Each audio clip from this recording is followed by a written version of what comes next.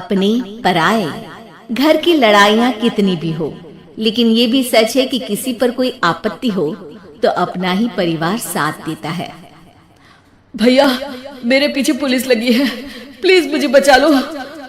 रवि और राज दो भाई, लेकिन दोनों में कभी नहीं पची। अरे क्या हुआ छोटे, क्या कर दिया तूने? अरे कुछ नहीं भैया, मेरा दोस्त है ना राजू, वो मुझे लेकर बैंक गया था। मुझे नहीं पता भैया कि वो वहाँ बैंक लूटने जा रहा है। मैं उसके साथ बैंक में घुसते ही सीसीटीवी कैमरे में दिख गया हूँ। अब पुलिस मुझे ढूंढ रही है भैया, मुझे बचा लो। राज कुछ सोचता है, फिर कहता है, ओके, तुम यहीं रुको, मेरा एक दोस्त पुलिस में है, मैं बात करता हूँ। तभी वहाँ रवि की बीवी राज की बीवी के साथ आ जाती है। तुम लोगों के घर जब तक पुलिस का आना जाना है, बच्चों को यहीं छोड़ दो, उन पर असर ठीक नहीं पड़ेगा। तभी वहाँ पुलिस आ जाती है।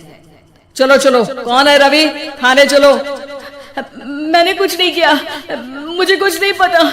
अरे वो तो पुलिस स्टेशन चलकर ही पता चलेगा कि कुछ पता है कि नहीं। चलो। कहानी का फ्लैशबैक। भैया, मुझे मेरे मकान में हक चाहिए ही चाहिए।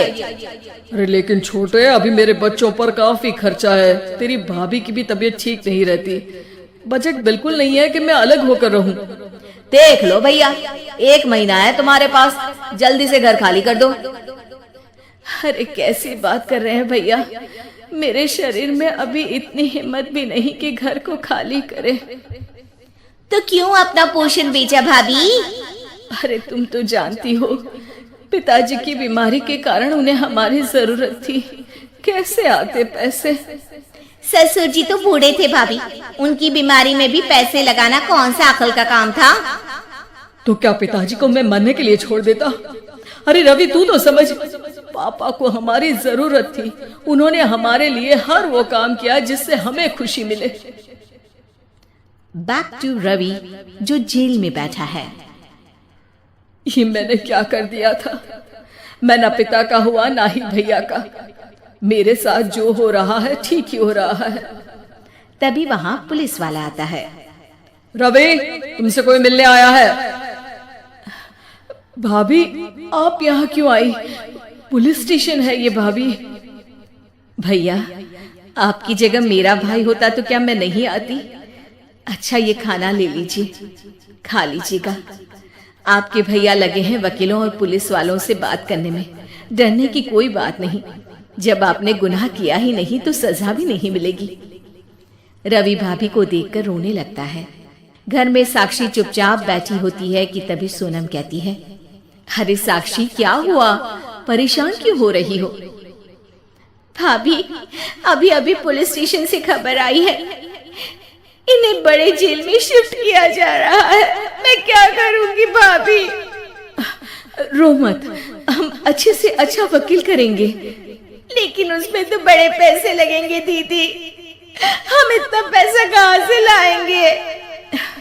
अरे क्यों, ये मकान है ना, और मेरे कुछ गहने भी है। साक्षी की आंखों में पानी आ जाता है। पर दीदी, ये तो आप और भैया की मेहनत की कमाई है। पापा के बाद भी तो हम लोगों का सब खत्म हो गया था।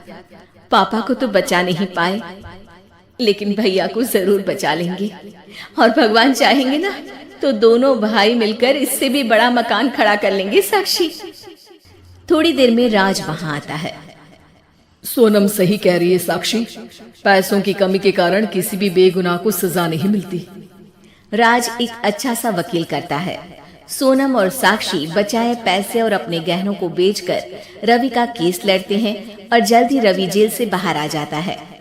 रवि राज को गले लगाकर कहता है, भैया मुझे माफ कर दो, मुझे साक्षी ने सब कुछ बताया है।